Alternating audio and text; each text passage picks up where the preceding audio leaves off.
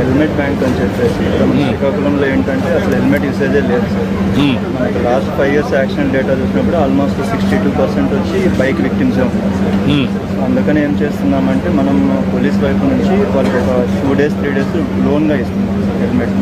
So that వాళ్ళు అది use చేసుకొని తర్వాత మళ్ళీ మనకి కొత్త హెల్మెట్ కొన్న తర్వాత అది రిటర్న్ చేయాలి సార్.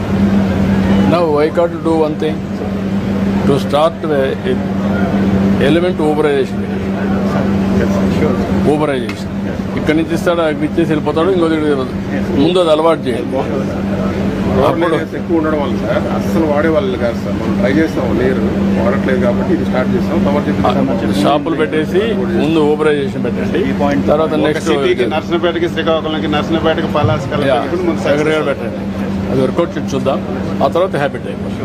ఓకే, తర్వాత నెక్స్ట్ 2-3 months సార్ మనం ఇది కూడా తీస్తాం, డేటా కూడా ఎంత యాక్సిడెంట్స్ మనకి 2 wheelers తగ్గుతున్నాయని దాన్ని బట్టి. లా అండ్ ఆర్డర్ బాగా చేస్తున్నారు. దాన్ని లాజికల్గా తీసుకెళ్ళండి. ఫాస్ట్ రైజ్ చేయండి. Thank you. ఫోటో కావాలి బుల్లెటా హెల్మెట్ తెచ్చి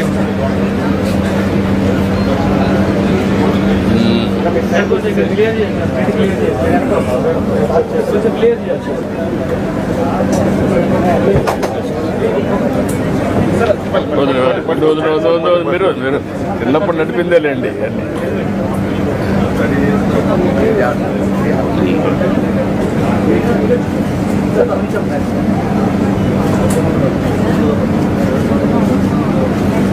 సార్ నెక్స్ట్ డే తయారని ఇక్కడ తీసుకుంటాం.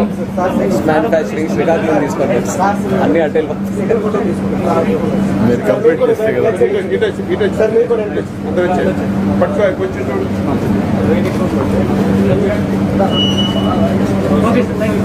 ఓకే,